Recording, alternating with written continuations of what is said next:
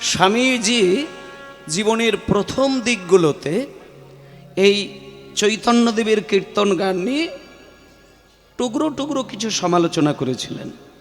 কয়েকটা কথা আমাদের জানার দরকার। স্বামীজি বলেছিলেন যে গান বাজনা যদি শোনা বা শেখা দুটোই চাস, তাহলে তোরা ওই কীর্তনের ধারে কাছে যাবি না। যদি গান শিখতে চাস তাহলে উচ্চাঙ্গ সঙ্গীত সাধনা কর। যদি গান শুনতে চাস তাহলে রাগ রাগিনী শেখ, ওটাই গান বাজনা। ওইখানে কিছু সুর, কিছু পরমানন্দ পাওয়া যায়। আর কীর্তনের মধ্যে তোরা যাস না, ওতে কিচ্ছু নেই। স্বামীজির এটা প্রথম জীবনের একটা চিন্তা ভাবনা থেকে তিনি বলেছিলেন। আস্তে মায়েরা কথা নয়, সামনে বসে কথা নয়। এবার সেই স্বামী বিবেকানন্দ তিনি যখন সারা জীবনের অভিজ্ঞতা দিয়ে বিচার করলেন, শেষের দিকে কিন্তু সেই স্বামীজি আবার একই মুখে অন্য রসের কথা বললেন। তখন তিনি বললেন যে না, রাগ রাগিনী ধ্রুপদ, ঠুমরি, এইসব গান বাজনাগুলো যদি তোমার গান বাজনার ওপরে কোনো দাদাগিরি বা জাদুগিরি দেখানোর ইচ্ছে থাকে মঞ্চে দাঁড়িয়ে, যে আমি সুরের ওপরে একটু মূর্ছনা দেখাবো মানুষকে, সুরের কলা কৌশলে মানুষকে মোহিত করব, এইটা যদি তোমার মনে ভাবনা থাকে তাহলে উচ্চাঙ্গ সঙ্গীত, রাগ রাগিনী, ধ্রুপদ গান এইগুলো ঠিক আছে। কিন্তু স্বামীজি কিন্তু ওই কথাটি বলেছিলেন, কিন্তু মনের আরতি দিয়ে, বেদনা দিয়ে যদি ভগবানকে ডাকার কোনো সঙ্গীত থাকতে হয় বাংলায়, শুধু বাংলা নয়, বলা যেতে পারে সারা বিশ্বের মধ্যে যদি এমন একটি গান বাজনা থাকে যে গানের মধ্য দিয়ে ভগবানের পরিপূর্ণ সাধনাটা করা যায়, আত্মনিবেদন করা যায়, সেই গান যদি পৃথিবীতে থাকতে হয় সেটা একমাত্র একটি গান, যেটা শ্রী চৈতন্যদেবের কীর্তন গান। নিতাই গৌর হরি বল। কারণ এই কীর্তন গানের মধ্যে যে কি আছে আর কি নেই, এই মিনিমাম জ্ঞানটুকু যদি বাঙালির না থাকে, তাহলে আমাদেরকে সনাতনী আর বাঙালি দুটোই বলতে গেলে নিজেদের লজ্জা পাওয়া উচিত। কারণ এই বাংলার মধ্যে থাকা সনাতনী যারা রয়েছেন, তাদের একেবারে মনের ভেতরে যদি অমূল্য রত্ন বলে কিছু থাকতে হয়, সেটা আমার মনে হয় গৌরাঙ্গের যুগল চরণের বাইরে কিছু হতে পারে না। কারণ বাংলাকে সোনা দিয়ে মুড়িয়ে দেওয়া আর এক ঘাটে বাঘে বলদে জল খাইয়ে শান্তিপূর্ণভাবে তাদেরকে তোলা, এটা একমাত্র বাংলার মাটিতে যদি কেউ করে থাকেন, সেটা তার নামটি আগে বলতে হয়, যিনি সচিমায়ের ছেলে আমার নিমাই। তার বাইরে কেউ করতে পারেননি। নিমাই কি দিয়েছেন বাঙালিদের জন্য, নিমাই বাঙালিদের জন্য কি করেছেন, এই পড়াশুনো যদি না করা যায়, তাহলে কীর্তন গানে ড্যান্স, কীর্তন গানে নাচ, কীর্তন গানে আপেক্ষিক কিছু আনন্দ, কিছু আবেগ, এই মধ্য দিয়ে জীবনটা ভেসে যায়, সাধনাটা কিন্তু ধরা যায় না। কীর্তন হচ্ছে বাঙালিদের কাছে সবথেকে চরম একটি সাধনার ক্ষেত্র, আসন, যার মধ্যে বসলে পরে তুলসী মালার প্রয়োজন হবে না, তিলক সেবা করারও প্রয়োজন হবে না। ওগুলো যদি তুমি করো তো ভালো জিনিস, ওটা বলছি না। তিলক সেবা, ধুতি পাঞ্জাবি পরা, নিরামিষ খাওয়া, তুলসী মালা, ওগুলো আমি পরের কথা বলছি। ওটা বৈষ্ণবের একটা একান্ত পরিশুদ্ধ আভরণ, ওটা আচরণ নয়, ওটা আভরণ। শিব কিন্তু আচরণের দ্বারা কৃষ্ণ সেবা করেছেন, তিনি আভরণটাকে কিন্তু দেখানোর জন্য কৃষ্ণ সেবা করেননি। তাহলে বৈষ্ণবের আভরণ হচ্ছে তিলক সেবা করা, ধুতি পাঞ্জাবি পরা, তুলসী মালা গলায় নেওয়া, দ্বাদশ অঙ্গে তিলক সেবা করা, এগুলো হচ্ছে তার একটা পোশাক। এটা পরতে হয়, কারণ যে যে কর্ম করে সেই কর্মের ভাবাবেগটাকে ধরতে হয়, এটা প্রয়োজন। এটা না করলে আবার আমার মনের মধ্যে চিন্তাটা পরিশুদ্ধ হবে না।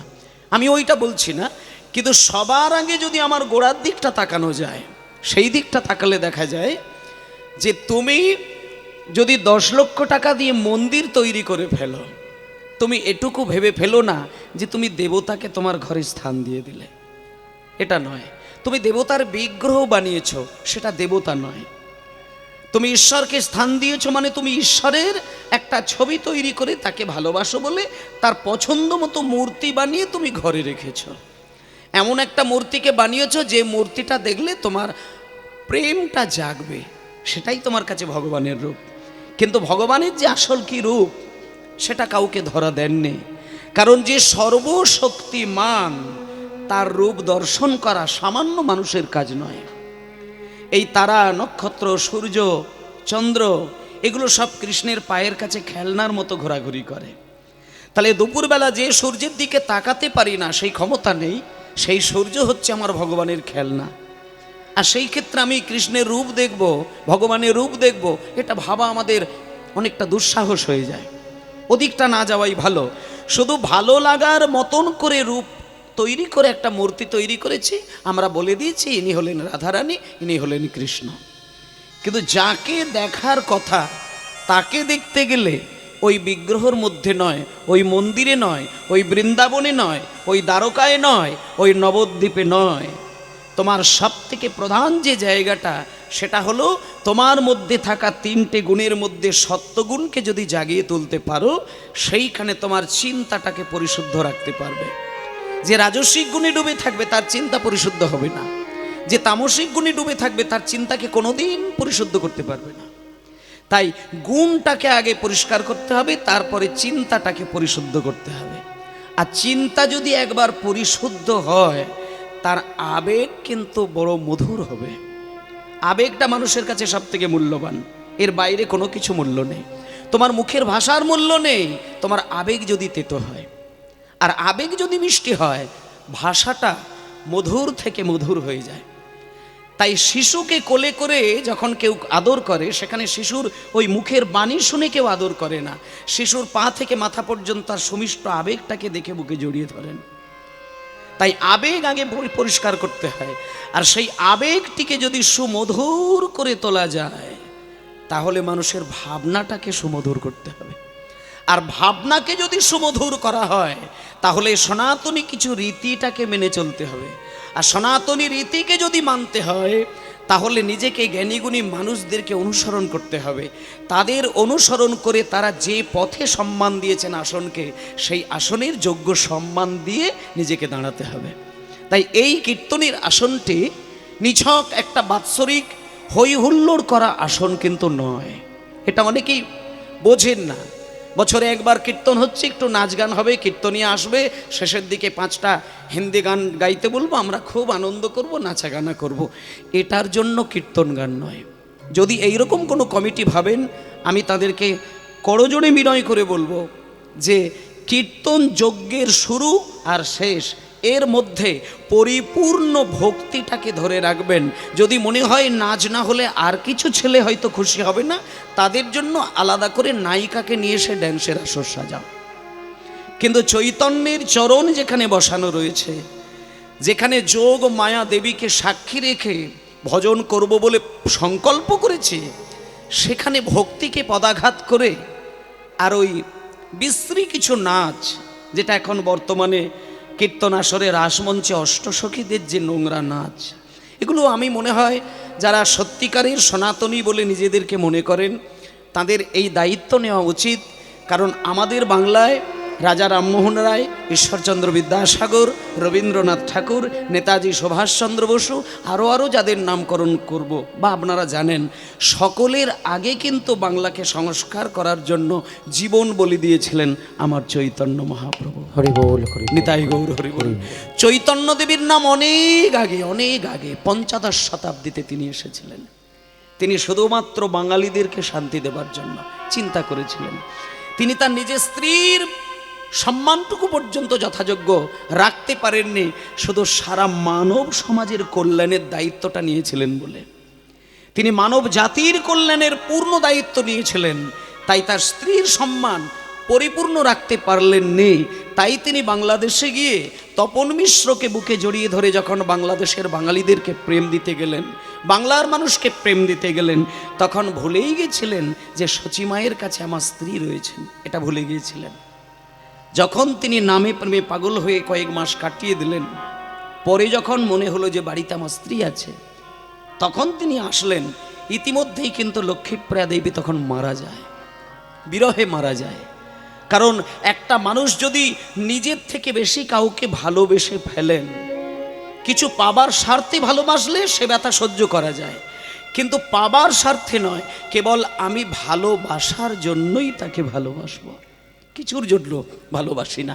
এই ভালোবাসাই ভালোবাসতে যদি কেউ শেখে, আর সেই মানুষ যদি চিরতরে বিদায় নেয়, এটা যদি জানতে পারেন, নীরবে তার জন্য কাঁদতে কাঁদতে মৃত্যুবরণ করেন, সেটা কোনো অস্বাভাবিক ঘটনা নয়। তাই লক্ষ্মীপ্রিয়া দেবী নিমাইয়ের প্রথম স্ত্রী। এবং মায়ের এই জায়গাগুলো একটু খুব সাধারণভাবে কটা কথা আমি জানাই। যারা গভীরের ভক্ত তাদেরকে বলতে লাগে না, কারণ তারা এই তলা দিয়ে তাদের রসাস্বাদনের ক্ষমতা হয়েছেন। যারা ওপর দিয়ে যায় তারা কিছু কিছু বিষয়ে নিন্দা করে, তাই সেইগুলো পরিষ্কার করার দরকার। অনেকে বলে নিমাই তো দুটো বিয়ে করেছে, তা আমি দুটো বিয়ে করতে অসুবিধে কি? এগুলো ওপর থেকে চিন্তা করার বিষয়। কৃষ্ণ তো 16,001টা স্ত্রী নিয়ে ঘর করেছে, তা আমি একাধিক স্ত্রী করলে অসুবিধে কি? এগুলো ওপর দিক দিয়ে বিচার করার বিষয়। কিন্তু তোমাকে গভীরে দেখতে হবে। ভক্তিরসের গভীরে দিয়ে যদি চিন্তা করা যায়, তাদের এই লীলার মধ্যে তুমি যে রসটা পাবে, তুমি পাগল হয়ে শুধু কাঁদবে, কিছু বলতে পারবে না। কৃষ্ণ 16,001টা স্ত্রী নিয়ে সংসার করেছেন, নিমাই 2টি স্ত্রী নিয়ে সংসার করেছেন, কিন্তু সেইখানকার লীলারসটাকে যদি তুমি বুঝতে শেখো, তুমি শুধু বুক চাপড়ে কাঁদবে, কিচ্ছু বলতে পারবে না। তখন তুমি চিন্তা করতে পারবে যে আমি কোন জায়গায় দাঁড়িয়ে, আর আমাদের জন্য ওনারা কি করতে চেয়েছেন। ভগবান কৃষ্ণের কোনো প্রয়োজন হয়নি, শুধু যা প্রয়োজন হয়েছে মানব সমাজকে সাজানোর জন্য, আর কিছুই নয়। আসলে নীলাম্বর চক্রবর্তী যখন সচিমায়ের কাছে বলেছিল, মা তোমার নিমাইয়ের কপালটা কিন্তু আমি দেখে যেটা বুঝলাম, তুমি একটু অভ্যাস করো নিমাইকে হারানোর। নিমাই যদি কোনোদিন হারিয়ে যায়, তার যে একটা তীব্র ব্যথা, সেটা তুমি তৈরি হতে শেখো, কারণ নিমাই একদিন সংসার হারা হবেই, ও থাকবে না, এটা আমি নিশ্চিত বলতে পারি। তখন সচিমা ঠিক করে নিল, কপালে যাই লেখা থাক, হাতে যাই লেখা থাক, আমি ওকে স্ত্রীর বাঁধনে বেঁধে রাখবো, ও যেতে পারবে না। কারণ আমি এটুকু জানি, একটা পুরুষ মানুষ যদি নারীর ভালোবাসায় আবদ্ধ হয়, মোহ মায়ায় যদি একবার বেঁধে যায়, তাহলে ওই মোহ মায়ার অন্ধকারে সে ডুবে যাবে, আর সে সংসার হারা হবে না। কিন্তু নিমাই যে পরম ব্রহ্ম, তাকে কোন মায়া আছে বেঁধে রাখবে? সে তো ঈশ্বর পরমকৃষ্ণ সচ্চিদানন্দের আরেক রূপ, যেখানে আনন্দের প্রতিমূর্তি রাধারানী আর কৃষ্ণ, দুই অংশের মিলিত প্রকাশ আমার চৈতন্যদেব। তাকে তুমি কিসের দ্বারা বেঁধে রাখবে? কি লোভ দেখিয়ে তাকে তুমি বেঁধে রাখতে পারবে? বিশ্বের কোনো ক্ষমতা নেই তাকে বেঁধে রাখার। মা শতবার কেঁদেছে নিমাইয়ের কাছে দাঁড়িয়ে দাঁড়িয়ে, কিন্তু নিমাইকে ধরে রাখতে পারে না। লক্ষ্মীপ্রিয়া দেবীর মতো একটা সুন্দরী স্ত্রীর সঙ্গে বিবাহ দিলেন, তাতেও নিমাইকে ধরে রাখতে পারে না। যখন প্রথম স্ত্রী মারা যায়, দ্বিতীয় বিবাহ দিয়েছিল বিষ্ণুপ্রিয়া দেবীর সঙ্গে, সেখানেও নিমাইকে ধরে রাখতে পারে না, তিনি সন্ন্যাসী হয়ে বেরিয়ে গেলেন। বিষ্ণুপ্রিয়া দেবীর মতো স্ত্রীকে হারিয়ে ছেড়ে বেরিয়ে গেল নিমাই, কেন? একটা জিনিসের জন্য, শুধু তার লক্ষ্য ছিল, আমি উন্নত উজ্জ্বল রসে সমৃদ্ধ গোলকের প্রেম সুধা দান করব, যাতে বাঙালি খুশি হবে, মানব সমাজ সুগঠিত হবে। সুগঠন করার জন্য এই সমাজটাকে তিনি তার হৃদয়ের প্রেম সুধা দান করেছিলেন। কিসের দ্বারা? কীর্তন গানের দ্বারা, অন্য কিছুর দ্বারা নয়। যদি নিয়মের মধ্যে কাউকে ফেলে দেওয়া যায়, সে নিয়ম পালবে না। যেমন ঋতুচক্রের মধ্যে মানুষ পড়ে থাকলে ঋতুর প্রভাবে প্রভাবিত হয়ে যায়। গরমের সময় গরম, ঠান্ডার সময় ঠান্ডা, এটা ঋতুর ফলে হয়। তেমন যুগ চক্র হচ্ছে একটা ঋতুচক্রের মতন, ঘুরে ফিরে সত্য ত্রেতা দাপর কলি যখন আমাদের আসে, সত্যের প্রভাব যখন জগতে পড়ে, তখন মানুষ সৎ হয়। কিন্তু কলির প্রভাব যখন আমাদের কাছে আসবে, তোমার ইচ্ছে না থাকলেও তুমি অসৎ হয়ে যাবে, এটা কলির প্রভাব। তাই জন্য মহাপ্রভু জানেন যে কলির মানুষের কাছে নামের কথা বললে এদের ধৈর্য থাকবে না। এদেরকে একটা শুধু বলবো, কীর্তন গানের মধ্যে সুর থাকবে, তাল থাকবে, ছন্দ থাকবে, লয় থাকবে, ভাষা থাকবে, ভাব থাকবে, সাহিত্য থাকবে, সাধনা থাকবে, সর্বোপরি বলা যায় আত্মনিবেদন থাকবে। তাহলে এই আত্মনিবেদন করা গান যদি শুনতে শুনতে কিছুই দরকার নেই, শুধু প্রাণ ভরে যদি কীর্তন গানটা শুনে যায় আর চোখ থেকে যদি 2 বিন্দু অশ্রু বিগলিত হয়, তার দ্বারাই ভগবানের চরম সেবা হয়ে যায়। নিতাই গৌর প্রেমানন্দ হরি বল। ভগবানকে সেবা করার এত সহজ পথ চৈতন্যদেব দিয়েছেন, এর আগে কেউ দিতে পারেননি।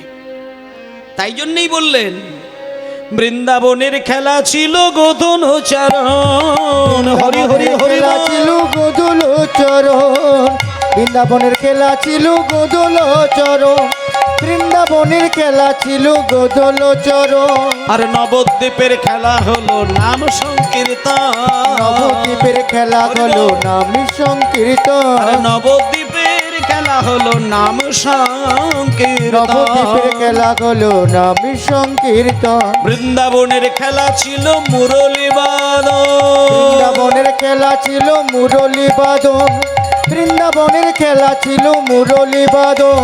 আরে বৃন্দাবনের খেলা ছিল মুরলী বাদন, বৃন্দাবনের খেলা ছিল মুরলী বাদন। আর নবদ্বীপের খেলা হলো মৃদঙ্গ বাদন, নবদ্বীপের খেলা হলো মৃদঙ্গ বাদন, নবদ্বীপের খেলা হলো মৃদঙ্গ বাদন। বৃন্দাবনের খেলা ছিল মাঠে দৌড়া দৌড়ি, বৃন্দাবনের খেলা ছিল মাঠে দৌড়া দৌড়ি, আর বৃন্দাবনের খেলা ছিল মাঠে দৌড়া দৌড়ি, বৃন্দাবনের খেলা ছিল মাঠে দৌড়া দৌড়ি। আর নবদ্বীপের খেলা হলো ধুলাই গড়াগড়ি, নবদ্বীপের খেলা হলো ধুলাই গোড়াগড়ি, নবদ্বীপের খেলা হলো ধুলাই গোড়াগড়ি। বৃন্দাবনের খেলা ছিল মধুর ভাষণ, বৃন্দাবনের খেলা ছিল মধুর ভাষণ, আর বৃন্দাবনের খেলা ছিল মধুর ভাষণ, বৃন্দাবনের খেলা ছিল মধুর ভাষণ। আর নবদ্বীপের খেলা হলো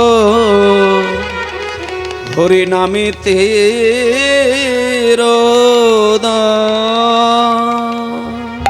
মায়েরা।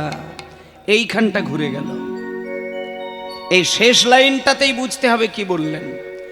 বলছে বৃন্দাবনের খেলা ছিল মাঠে দৌড়া দৌড়ি, আর নবদ্বীপে মহাপ্রভুর খেলা শুধু ধুলাই গড়াগড়ি। বৃন্দাবনের খেলা ছিল মুরলী বাজানো, আর নবদ্বীপে বলছে মৃদঙ্গ বাজানো। আর বৃন্দাবনের খেলা ছিল মধুর ভাষণ, সেখানে আনন্দের লীলাটাকে তুলে ধরেছেন কৃষ্ণ। আর নবদ্বীপের খেলা হলো হরি নামেতে রোদন, মানে এখানে শুধু কান্না। আর আজকে আমরা কি করছি? মহাপ্রভু বলে দিয়েছেন যে বৃন্দাবনে রাধা কৃষ্ণ লীলা, তারই প্রতিরূপটা দেখিয়েছেন আমাদের নবদ্বীপে চৈতন্যদেব। সেখানে শুধু চোখের জলের কথা বলেছেন, আর মানুষ কিন্তু চোখের জলের দিকটা না তাকিয়ে শুধু হরিনামের নাচ গানের চিন্তা করে বেড়াচ্ছে।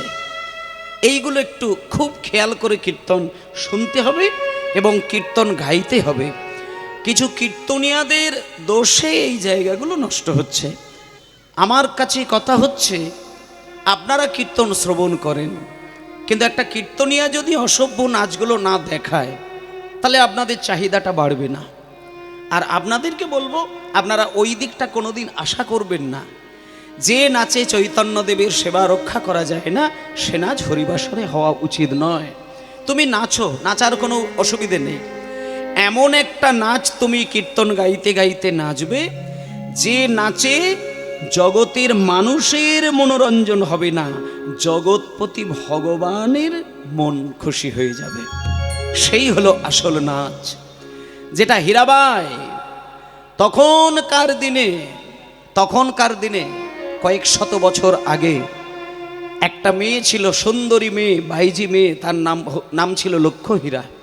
মায়েরা, সেই লক্ষ্যহীরা মেয়েটাকে যদি কোনো মানুষ একটা দিনের জন্য তাকে পেতে চায়, তখনকার দিনে তার 1 লক্ষ টাকা মূল্য ছিল। আর সেই লক্ষ্যহীরাকে হরিদাসের কাছে একদিন পাঠিয়ে দিয়েছিলেন রামচন্দ্র খান। পাঠিয়ে দিয়ে বলেছিলেন, হীরাবাই শোনো, 24 থেকে 25 বৎসরের একটি ছেলে, নাম হচ্ছে হরিদাস, তার নামে প্রেমে পাগল হয়ে দলে দলে দলে দলে মানুষ পাগল হয়ে যাচ্ছে। তুমি একটা কাজ করো, তুমি যদি কারোর কাছে দাঁড়িয়ে একটুখানি কোমর দুলিয়ে দাও, ঘাড় দুলিয়ে দাও, মাথা দুলিয়ে দাও, একটু হেসে ফেলো, কত ইয়াং ছেলে তোমার রূপরসে পাগল হয়ে যায়। তা তুমি একটুখানি যাও হরিদাসের কাছে গিয়ে একটু নাচ গান করো, আর ওই হরিদাসের মনটাকে হরণ করে নিয়ে এসে তুমি আমাকে খবর দাও। তুমি যা চাইবে আমি তাই দেব। তখন সেই লক্ষ্য হীরা রামচন্দ্র খানকে বললেন, শোনেন, কত হাতি ঘোড়া গেল তল, মশা বলে কতজন, কত মানুষের কাছে আমি কত রূপ দেখিয়ে পাগল করেছি, আরে তো সামান্য 24-25 বৎসরের ছেলে। দূর ছাই, আপনি ছেড়ে দিন, আমি এক্ষুনি বেরিয়ে যাচ্ছি, আপনাকে 10 মিনিটের মধ্যে খবর দিয়ে দিচ্ছি। হরিদাসের মন প্রাণ হরণ করে নিয়ে আসতে এবার জঙ্গলের মধ্যে হরিদাস নামের মধ্যে ডুব দিয়েছিলেন। হরিদাস প্রত্যেক দিন 3 লক্ষ বার নাম জপ করতেন। 3 লক্ষ বার। 1 লক্ষ নাম করতেন তিনি উচ্চই স্বরে, আর 1 লক্ষ নাম করতেন তিনি ফিসফিস করে, আর 1 লক্ষ নাম করতেন তিনি মনে মনে। এইভাবে তিনি 3 লক্ষ বার নাম জপ করতেন। সেই হরিদাসের কাছে হীরাবাই গিয়ে দাঁড়িয়ে পায়ে ঘুমুর পড়ে আর ঝনঝন ঝনঝন সুরে কোমর দুলিয়ে দুলিয়ে নাচের তালে তালে ছন্দ ছন্দ করে করে হরিদাসের ধ্যান ভাঙাচ্ছেন। তো এবার হরিদাসের যখন কানে শব্দটা যাচ্ছে, হরিদাস বলছে, কি মা তুমি আমার কাছে এসে এরকম নাচ গান করছো? তখন হীরাবাই বলছেন, হরিদাস, আমার নাম হলো লক্ষ্য হীরা, লোকে আমাকে 1,00,000 টাকার বিনিময়ে পায়। তা আমি শুনেছি তুমি নাকি এমন গান করো, তোমার গানের সুরে নাকি পশু পাখিরা সুর মেলায়, তাই জন্য আমি আজকে তোমার সংবাদ পেয়ে এসেছি। তুমি গান গাইবে আর আমি নাচবো, আমি নাচবো তুমি গাইবে, তুমি গাইবে আমি নাচবো, আমি নাচবো তুমি গাইবে, তুমি গাইবে আমি নাচবো। কত সুরের কথা। তখন হরিদাস বুঝতে পারলেন যে না, এ কারোর কোনো পাঠানো একটা প্রলোভন। সঙ্গে সঙ্গে হরিদাস কিছুক্ষণ চিন্তা করে হীরাবাইকে বললেন, মা গো, মা বলে সম্মান দিলেন, তুমি তো আমার আশ্রমের অতিথি, আমার কর্তব্য তোমার সেবা করা আর তোমার সঙ্গে কথা বলা, তাই তোমাকে আমি রেখে দিয়ে আমি নাম করতে পারি না। তুমি এসেছো যখন, তোমার সঙ্গে আমার কথা বলা উচিত। তাই তুমি একটা কাজ করো, কিছু মনে করো না, আমাকে 3 লক্ষ বার নাম জপ করতে হয় এই সময়ের মধ্যে। তা আমি যদি তোমার সঙ্গে কথা বলতে যাই, আমার নাম সম্পন্ন করা যাবে না। তাই তুমি একটা কাজ করো, কিছুক্ষণ সময়ের মধ্যে আমার কিছু নাম তুমি গুনে দাও। তা তুমি যদি গুনে দাও আর আমি কিছু গুনে নিই, এই সময়ে আমার সময়টা বেরিয়ে যাবে, আর ওই সময়টাতে আমি তোমার সঙ্গে কথা বলবো। তখন হীরাবাই বলছে, ঠিক আছে হরিদাস, ঠিক আছে ঠিক আছে ঠিক আছে, তুমি বলো আমি কেমন করে তোমার গান নাম সংখ্যাটা গুনে দেব।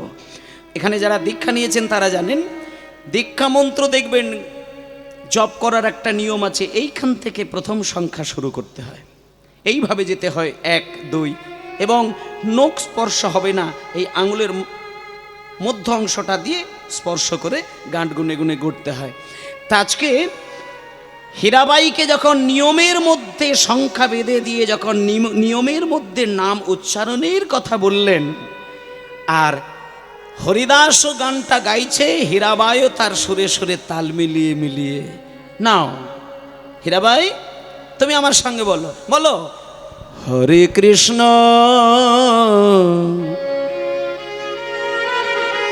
হরে কৃষ্ণ কৃষ্ণ কৃষ্ণ হরে হরে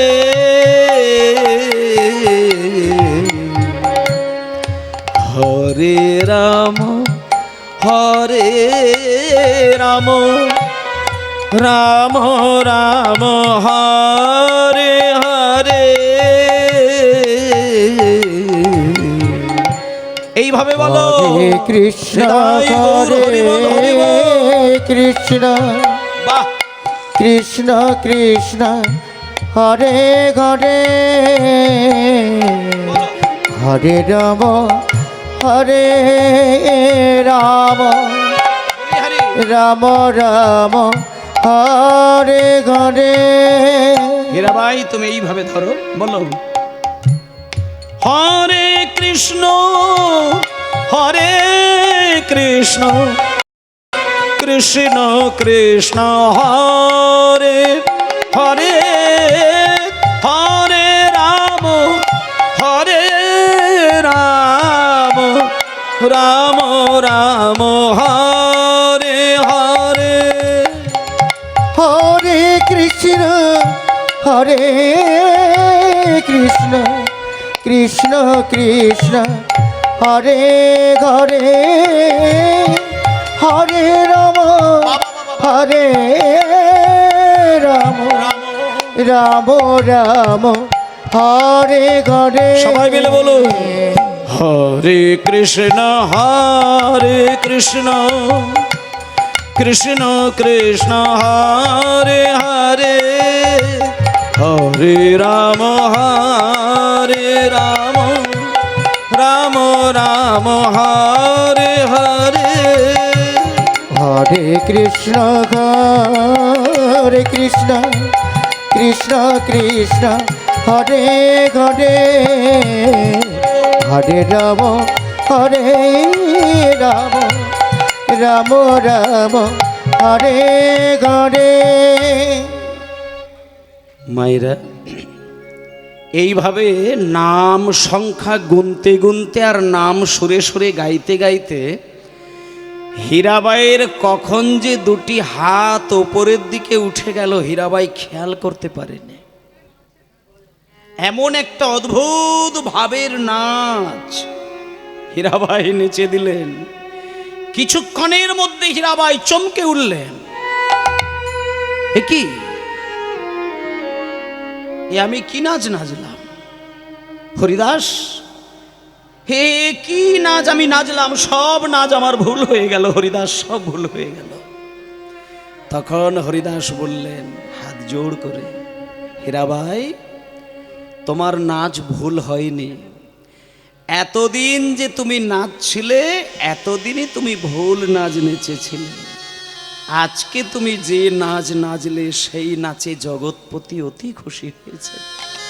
তুমি বাড়িতে যাও, তুমি নামের ফল সব বুঝতে পারবে। এই তোমার আসল নাচ হলো যে নাচে জগৎপতি কেঁদে উঠেছে। তুমি কৃপা পেয়ে গেছো হীরাবাই, তুমি উদ্ধার হয়ে গেলে।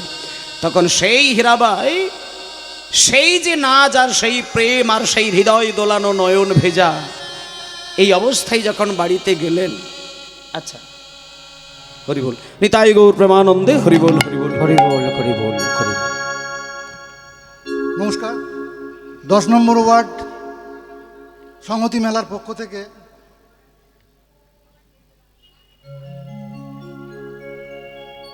শ্যাম সুন্দর পাল মহাশয়কে আমাদের সংঘের তরফ থেকে, দেবনারায়ণ পাল মহাশয়কে আমাদের সংঘের তরফ থেকে সংবর্ধনা জানানো হচ্ছে। হরিবোল হরিবোল হরিবোল।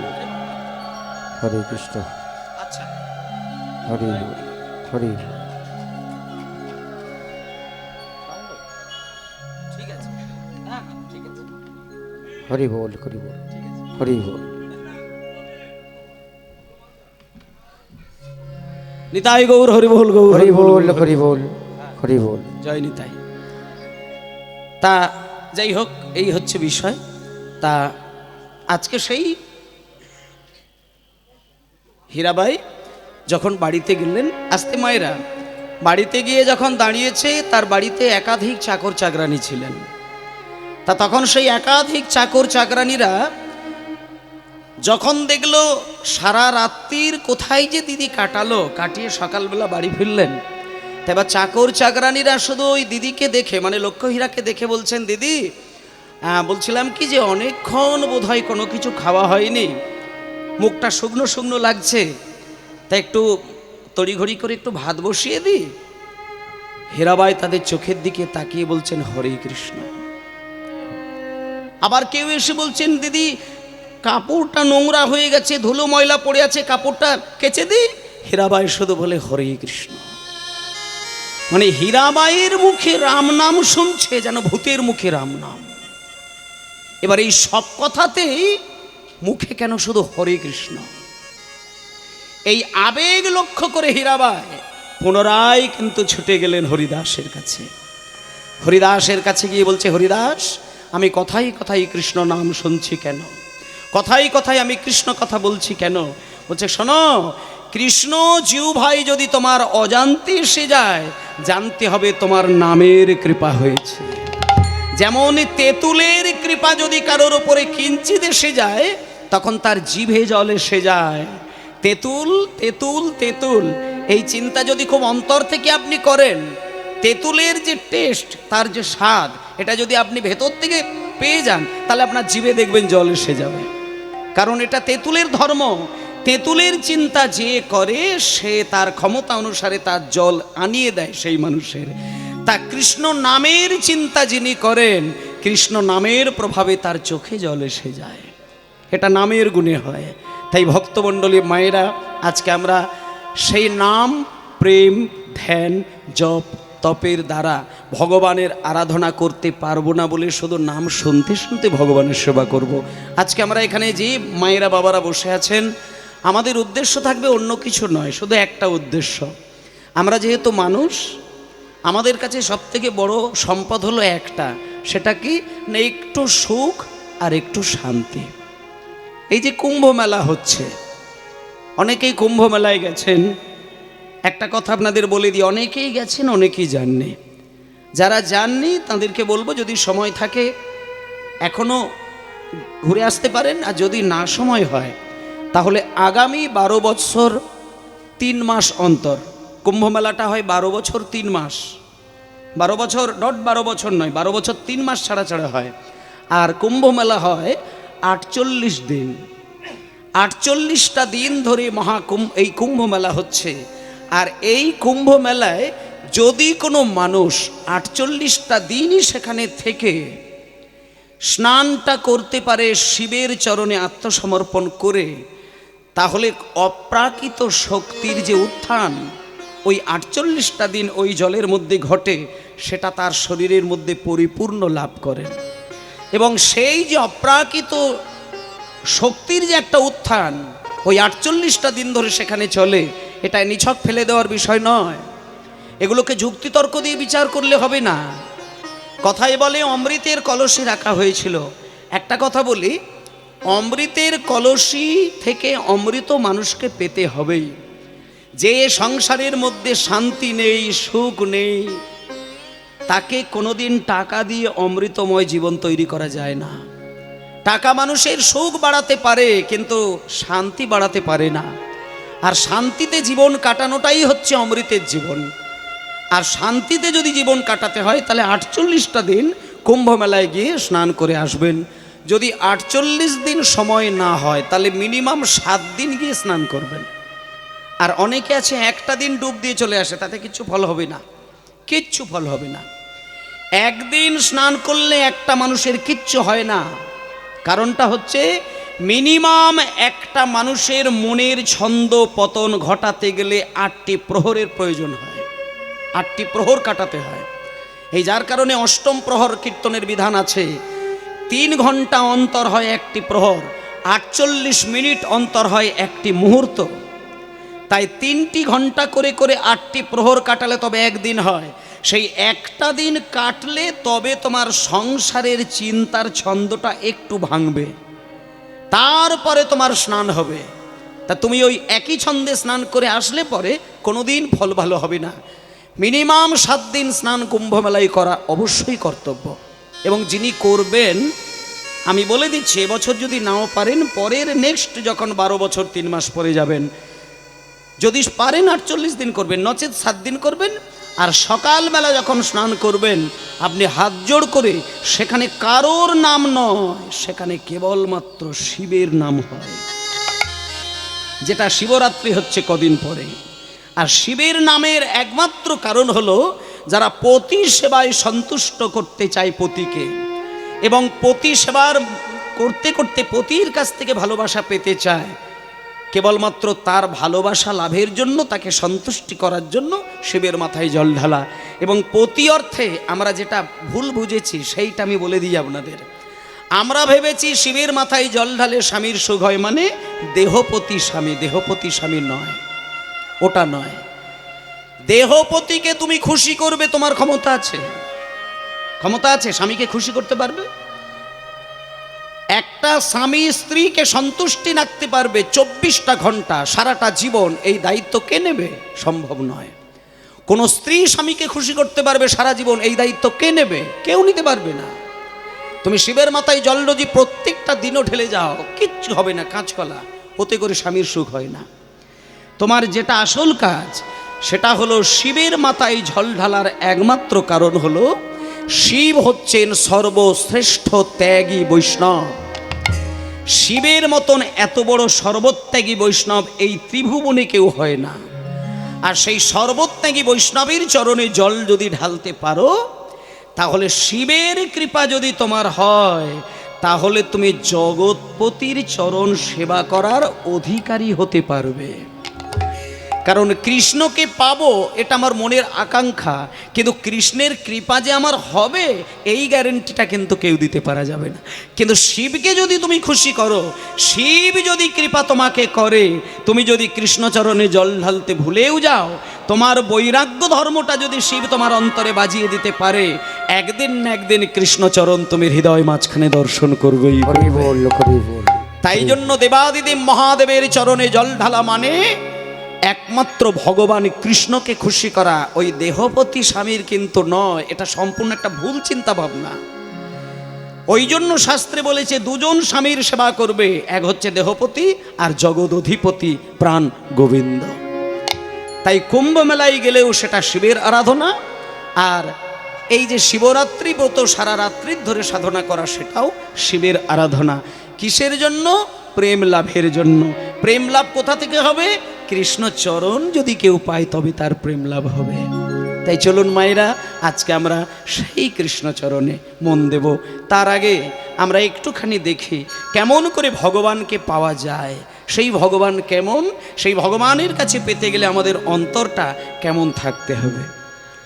তুমি নির্মল করো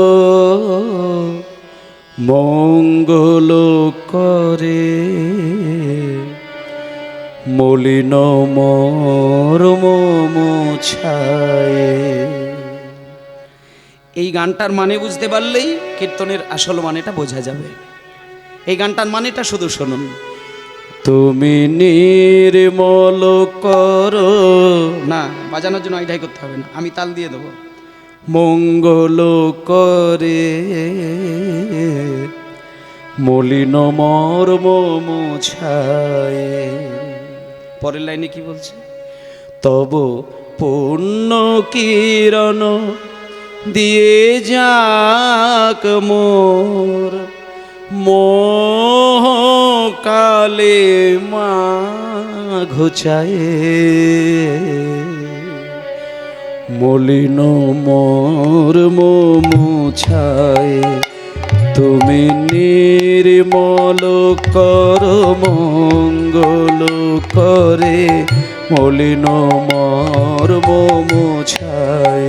নিতাই গৌর হরি হরি বল। নির্মল কর মঙ্গল করে, মলিন মর্ম মোছায়। তুমি নির্মল কর মঙ্গল করে, মলিন মর্ম মোছায়। এই গানটাতে বলছে, ভগবানকে বলা হচ্ছে যে হে ঠাকুর, সকালবেলায় তোমার মন্দিরে গিয়ে আমি ধূপধুনো দিই, দুপুরবেলা স্নানের পরে আমি খাবার আগে তোমার কাছে খাবারের থালাটা ধরি, সন্ধ্যাবেলায় সন্ধ্যা প্রদীপ দেওয়ার সময় তোমার কাছে আমি কত কেঁদে কেঁদে তোমায় ডাকি। কেন জানো? তোমার ওই মঙ্গল হস্তটাকে বাড়িয়ে দিয়ে আমার হৃদয়ের ভেতরে যত জঞ্জাল নোংরা পাপ রয়েছে এগুলোকে সরিয়ে বাইরে বার করে দিয়ে তুমি পবিত্র করে দাও আমার হৃদয়টা। কারণ আমার এই হৃদয়ের মধ্যে যে কালী প্রবেশ করে রয়েছে, এটা কেউ সরিয়ে দিতে পারবে না, একমাত্র তোমার ওই মঙ্গল হস্ত দ্বারা তুমি যদি পারো তো আমার হৃদয়টাকে পরিষ্কার করে দাও। তাই জন্যই গানের মধ্যে বলে দিলেন, তুমি নির্মল কর মঙ্গল করে মলিন মর্ম মুছায়, তব পূর্ণ কিরণ দিয়ে জাগ মোর, পূর্ণ কিরণ দিয়ে জাগ মোর মোহ কালে মা ঘুচায়ে। মলিন মোর তাই গৌর হরি বল। তুমি নির্মল করো মঙ্গল করে মলিন মর্ম মুছায়। তুমি নির্মল কর মঙ্গল করে মলিন মর্ম মুছায়। তুমি নির্মল ওপরে, করো ওপরে, ওপরে। মঙ্গল করে মলিন মর্ম মুছায়। তুমি নির্মল করো একটু reverb টা দিয়ে দাও মঙ্গল করে মলিন মর্ম মুছায়। লক্ষ শূন্য লক্ষ বাসনা। দাঁড়াও দাঁড়াও দাঁড়াও দাঁড়াও দাঁড়াও ও মায়েরা, জন্মের পর থেকে মৃত্যুর ক্ষণ পর্যন্ত আমাদের সবসময় কিন্তু এই পঞ্চ ইন্দ্রিয় দ্বারা আমাদের জীবনটাকে সাজানোর জন্য ব্যতিব্যস্ত হয়ে উঠি। এই যে আমি বাড়ি তৈরি করেছি, গাড়ি তৈরি করেছি, জমি জায়গা তৈরি করেছি, স্ত্রী পুত্র পরিজন নিয়ে সংসার করছি, সব কিছু তৈরির মূল জিনিস কিন্তু ওই পঞ্চ ইন্দ্রিয়। তুমি জীবনে যা কিছু কালেকশন করেছো সব কিন্তু পঞ্চ ইন্দ্রিয় দ্বারা কালেকশন করেছো। তাহলে তুমি যাই কিছু করো না কেন, শেষের দিকে গিয়ে যখন তুমি হিসাব করে দেখবে তুমি কি করলে, সবই যেন মনে হয়ে যাবে শূন্য হয়ে গেল জীবনের। জীবনে চাওয়া পাওয়া আশা ভরসা হিসাব করে দেখতে গেলে সব কিছুই যেন বিফল। এবং বিফল শুধু তা নয়, জীবনটা ধীরে ধীরে ধীরে ধীরে বিষের সাগরের দিকে ডুবে যেতে চাইছে। সেটাই গানের মধ্যে বলছেন, লক্ষ শূন্য লক্ষ বাসনা সচিছে গভীর আধারে। লক্ষ শূন্য লক্ষ বাসনা ছুটিছে গভীর আধারে। লক্ষ শূন্য লক্ষ বাসনা ছুটিছে গভীর আধারে। জানি না কখন ডুবে যাবে কোন অকুল গরল পাথারে। লক্ষ শূন্য লক্ষ বাসনা ছুটিছে গভীর আধারে। জানি না কখন ডুবে যাবে কোন গগন আধারে। প্রভু বিশ্ব বিপদ হন্তা তুমি দাঁড়াও রুধিয়া পন্থা। প্রভু বিশ্ব বিপদ হন্তা। একটুখানি খোলটার আওয়াজটা একটু কমিয়ে রাখো তো, খোলটা একটু জোর বাজে, একটু কমিয়ে দাও খোলটা। হ্যাঁ উনি বেশি নেবে, তুমি কমিয়ে দাও। আজকে কোনো আস্তে মায়েরা, কোনো পুকুরে যদি বাচ্চা ছেলে স্নান করতে যায়, সে যদি সাঁতার না জানে তাহলে দেখবেন হাবুডুবু খেয়ে প্রাণ যায় অবস্থা। কিন্তু দেখবেন মায়েরা, সাঁতার দিতে না পেরে যদি কোনো শিশুর প্রাণ চলে যেতে চায়, জল ঘিটতে থাকে, চোখ মুখ লাল হয়ে যায়, পাড়ার অনেক মা বাবা যাবে, কত কথা বলে বলে বলে বলে বাজিয়ে বাজিয়ে যাবে। কেউ কেউ বলবে, হ্যাঁ বেটা সাঁতার জানিস না তো পুকুরে ডুব দিয়েছিস কেন, হট, এই ধমক দিয়ে দিয়ে দিয়ে দিয়ে বেড়াবে। কিন্তু মায়েরা বলুন তো, সাঁতার না জেনে ছেলে যখন জলে ডুবে যায়, অন্য মা বাবা দেখতে পেলে তাকে ধমক দিয়ে কথা বলে, কিন্তু যার সন্তান সে যদি জলে ডুবে যায়, বলুন তার বাবা যদি পাশ দিয়ে যায়, সে কি ধমক দিয়ে কথা বলবে না ছুটে ঝাঁপ দিয়ে ছেলেকে কোলে করে তুলে নিয়ে আসবে? নিজের সন্তান জলে ডুবে গেলে তাকে ঝাঁপ দিয়ে তুলে নিয়ে আসে, কারণ সেই ছেলেটার বাবা হচ্ছেন ইনি। তা এই বিশ্ব ব্রহ্মাণ্ডের পিতা হচ্ছেন ভগবান কৃষ্ণ, আর আমরা হচ্ছি তার সন্তান। আমরা যখন পাপের দোষে পাপের সাগরে ডুবে যাই, তখন আমাদেরকে উদ্ধার করার জন্য শুধু একজনই রয়েছেন। তিনি কে? প্রভু বিশ্ব বিপদ হন্তা, তুমি দাঁড়াও রোধিয়া পন্থা, তবু শ্রীচরণ তলে নিয়ে এসো মোর মত বাসনা গুছায়ে, মলিন মোর মুছায়ে। তুমি নির্মল তাই গৌর হরি বল করে মলিন মর্ম মুছায়, তুমি নির্মল করো মঙ্গল করে মলিন মর্ম মুছায়, তুমি নির্মল করো মঙ্গল করে মলিন মর্ম মুছায়। ভগবান বলছেন, এই বেটা, এই বেটা, সকাল থেকে তোর আমি অনেক কথাই শুনছি, অনেক বড় বড় জ্ঞানের কথা বলছিস। আচ্ছা, তুই যে আমার সম্পর্কে এতগুলো কথা বললি, আমার ঠিকানা তুই কি জানিস? আমি কোথায় থাকি? বলছি, ঠাকুর তুমি কোথায় থাকো না সেটাই তুমি বলো। তুমি সব জায়গায় থাকো, সব জায়গায়, সব জায়গায়। তোমার ঠিকানা আমি বলবো? তোমার ঠিকানা আমি জানি, তুমি কোথায় কোথায় বসে থাকো। বলে, কোথায় বসে থাকি? বলে, শোনো, আছো অনল নীলে চিরনভ নীলে, ভূধর সলিলে গহনে, আছো বিটপিলতায় জলদের গায়, শশী তারকায় তপনে, আছো অনল নীলে চিরনভ নীলে। আছো অনল, অনল মানে আগুন, অনিল মানে, আছো অনল অনিলে চিরনভ নীলে। অনল মানে হচ্ছে কি? আগুন। অনিল মানে বাতাস। অনল অনিলে চিরনভ নীলে, চিরকালের যে সে নীল আকাশ, তাতে তুমি আছো। আছো অনল অনিলে চিরনভ নীলে, ভূধর সলিলে গহনে, আছো বিটপিলতায়, মানে এক এক করে সব জায়গা এই বিশ্ব ব্রহ্মাণ্ডে যা কিছু আছে, জলদের গায়ে মানে মেঘের গায়ে, শশী তারকা তপন, একটাও জায়গায় বাদ নেই। তা বলছে, ঠাকুর তুমি যে এই এত জায়গায় বিরাজ করছো, তাই এটা তো তোমার আসল জায়গা। তখন ভগবান বলছে, শোনো শোনো, তুমি যে আমার এত ঠিকানা জেনে বসে আছো, তা এতদিন কই আমার কাছে এসে কাঁদনি কেন? বলছে, আমি এতদিন কেন কাঁদিনি জানো ঠাকুর?